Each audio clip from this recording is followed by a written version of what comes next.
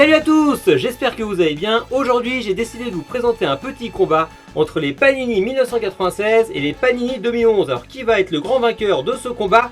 Eh bien nous allons savoir tout de suite.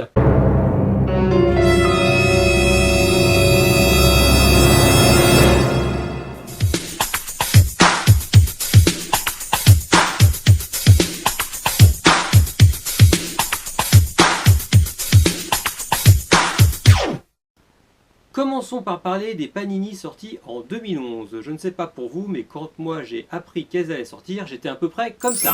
Quoi? Des nouvelles cartes Panini à collectionner?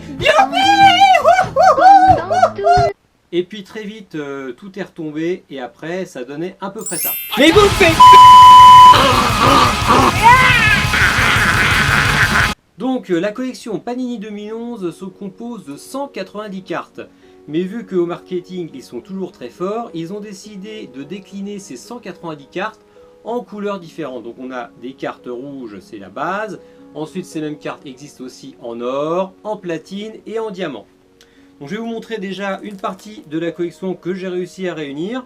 Donc pour ma part j'ai décidé de faire que les rouges, les ors et les platines, puisque les diamants sont limités à 10 exemplaires chacune, donc sont très durs à trouver. Donc regardons ensemble la collection de toutes ces cartes. Donc c'est 190 cartes que j'ai réunies dans les 2 voire 3 couleurs quand j'ai eu de la chance. Comme vous pouvez voir, il me manque quelques cartes. Donc il y a certaines photos qui sont assez jolies, il y en a d'autres qui sont vraiment limites. On se dit qu'ils auraient pu éviter d'utiliser ce genre de photos toutes pourries.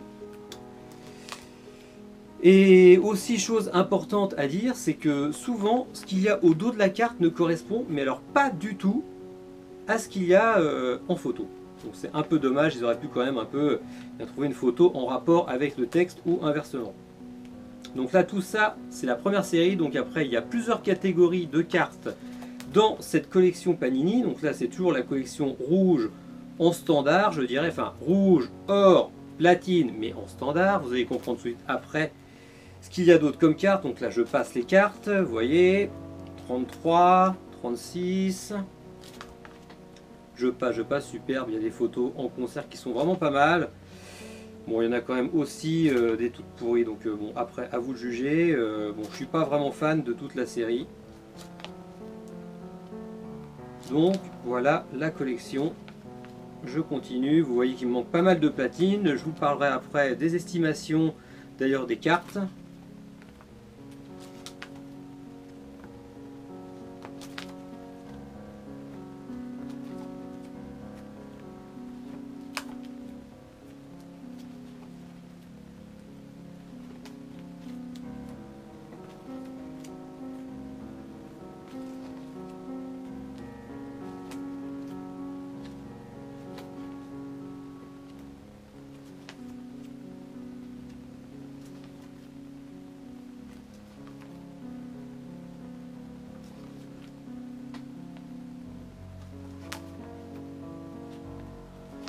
Alors voilà, nous arrivons à une autre catégorie de cartes qui s'appelle les cartes Achievements.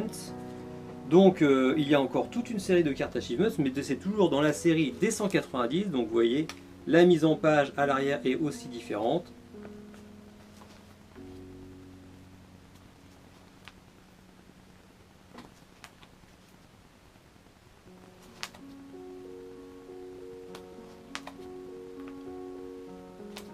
Ensuite on passe sur la série Decades. Donc Decades, ben voilà, c'est encore une mise en page différente en format paysage cette fois.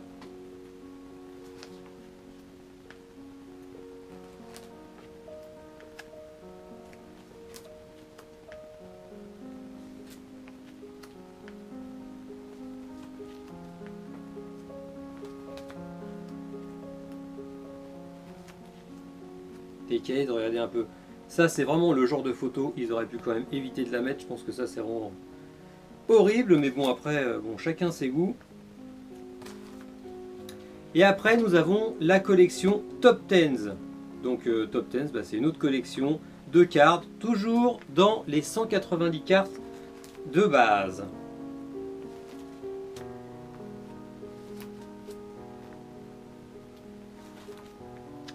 Et pour finir, nous avons les cartes Number Ones.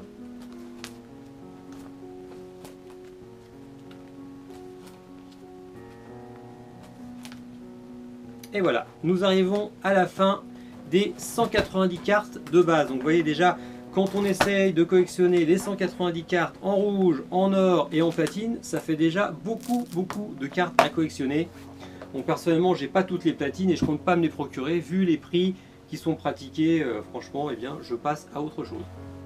Donc pour continuer dans le délire du marketing à outrance, ils se sont dit 190 cartes x 4 versions, c'est pas encore assez, les fans ont vraiment beaucoup d'argent, donc il va falloir leur faire d'autres cartes à collectionner. Donc ils se sont dit on va leur faire des cartes super collector, super limitées, tout le monde va se battre pour les avoir. Donc du coup nous avons une première série de cartes collector qui s'appelle les Chart Records.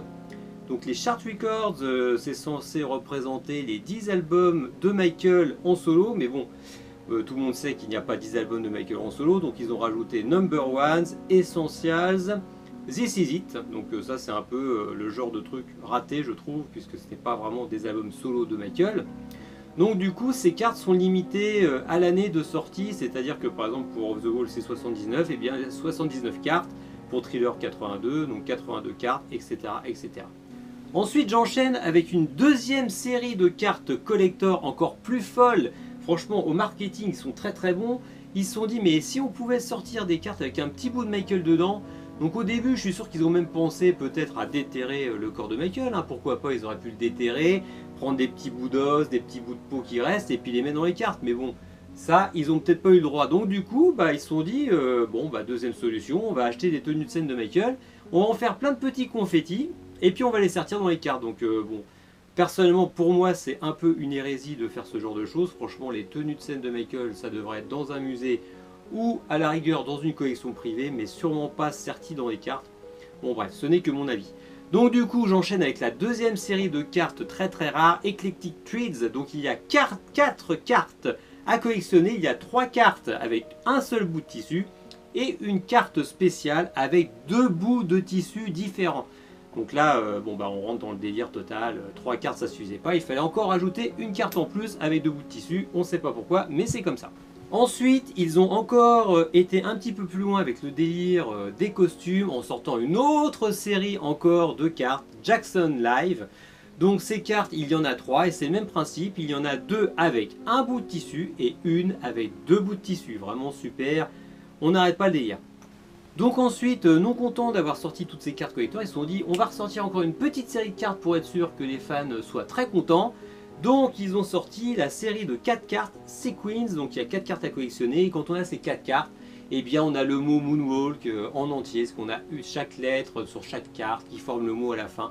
C'est vraiment génial, c'est vraiment fabuleux, fallait y penser. Et pour finir, il devait y avoir des restes dans les tenues de Michael qu'ils avaient découpées, donc ils se sont dit on va faire un peu plus de confetti, puis on va inventer encore une nouvelle série de cartes. Donc ils ont sorti la série de cartes Televised Fashion. Donc Televised Fashion, désolé pour l'accent, mais j'en ai rien à foutre d'ailleurs de mon accent. Eh bien il y a 5 cartes différentes, c'est vraiment génial, 5 cartes, avec encore un petit bout de tissu à chaque fois dedans. Et puis ils se sont dit, bon bah on va faire encore une carte encore plus forte qui va déchirer tout sur son passage. On va faire une 6e carte avec 5 bouts de tissu qui regroupent tous les bouts de tissu des 5 premières cartes. Mais vraiment fallait y penser, bravo les gars! Donc pour terminer, je vais vous donner une petite estimation de la collection totale de ces fameuses cartes Panini sorties en 2011. Donc il y en a tellement, il a fallu que je prenne des notes. Donc je dirais que pour les raids, donc la collection rouge standard de base, donc il y a 190 cartes. J'estime entre 30 et 50 centimes la carte. Donc je dirais, on va dire qu'une cinquantaine d'euros pour avoir la collection de base, ça serait déjà pas mal. Et d'ailleurs pour ceux qui n'ont pas du tout commencé cette collection, je vous conseille juste d'acheter la collection rouge pour dire que vous l'avez, et après n'achetez rien d'autre. Franchement c'est du grand n'importe quoi, vous allez mettre votre argent par les fenêtres. Donc pour les plus vaillants qui veulent continuer à collectionner ces cartes, nous avons après les cartes en or, donc encore 190 cartes. Donc ces cartes sont limitées à 500 exemplaires. Et donc eh bien, je dirais que ces cartes valent environ 1 euro pièce, donc environ on va dire 200 euros pour la collection totale en or. Ensuite nous avons la collection Platinum, donc Platinum il y en a 190 aussi, et elles sont chacune limitées à 100 exemplaires. Donc j'estime ces cartes à environ 5 euros pièce. Donc ce qui nous fait un total de 900 € si vous voulez avoir toutes ces cartes là. Et pour finir, dans les cartes normales mais qui coûtent cher, nous avons les cartes diamants, donc les 190 en diamant. Il y en a 10 exemplaires de chaque. Et j'estime cette carte à 10 € pièce, soit 1900 €. Donc ensuite une petite estimation pour toutes les cartes spéciales. Donc nous avons d'abord les Chart Records. Donc il y a 10 cartes limitées donc chacune à l'année de sortie de chaque album. Donc je les estime environ à 15 € pièce. Mais là où le bas blesse, c'est que ces cartes existent également en or, en platine et en diamant. Ce qui fait encore plus de cartes à collectionner. Au total, je dirais donc à 15 € pièce. Ça nous fait une somme de 450 € si vous voulez avoir ces 10 cartes dans toutes les versions. Ensuite, nous avons donc les cartes Eclectic Treats. Donc il y a 4 cartes en tout à collectionner. Je dirais 100 € par 4. Ensuite, nous avons Jackson Live, 3 cartes à 100 € pièce aussi la carte. Les Sequins, je dirais 50 € la carte, donc 200 € pour avoir les 4 cartes. Et pour finir, nous avons les Televised Fashion, donc les 5 cartes normales avec un seul bout de tissu, je les estime à environ 100 € pièce. Et je dirais que la dernière carte, celle avec les 5 tissus, serait dans les 500 € pièce. Ce qui nous fait, tenez-vous bien, un coût total pour avoir toutes les cartes de 5450 €. Et oui, rien que ça. Oh my God! Donc autant vous dire, passez votre chemin, ne perdez pas votre argent dans cette collection. Regardons maintenant en détail la collection Panini 1996 qui avait été faite à l'époque par des passionnés. D'ailleurs ça se voit, la volonté, eh bien, ce n'est pas de blouser les fans, de leur vendre un truc tout pourri, mais franchement, c'est une très belle collection de cartes. Donc déjà, chose importante, eh bien, ils ont pensé à faire un album pour ranger les cartes, c'est déjà assez appréciable. Donc ensuite, en première page, eh bien, ce qui est bien, c'est que nous avons déjà la checklist. Donc c'est pas mal pour cocher ce qu'on a, ce qu'on n'a pas. Il n'y a pas du tout de checklist pour les versions 2011. Ensuite, la première série de cartes eh bien, compose un puzzle qui compose donc une photo de Michael. Il n'y a pas non plus de puzzle dans la version 2011. Donc ça, c'est vraiment une idée très originale.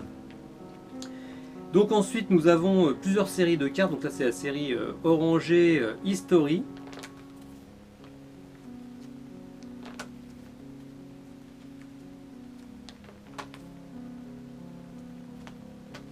Ensuite nous passons dans la série verte Un être humain remarquable.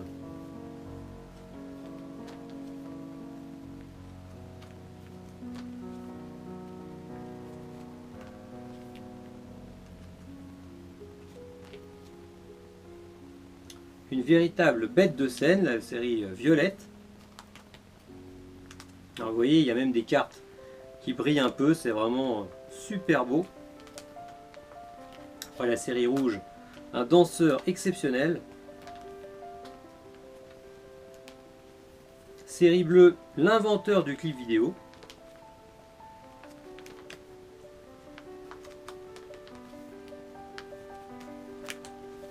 Et la série noire, le monde de Michael Jackson.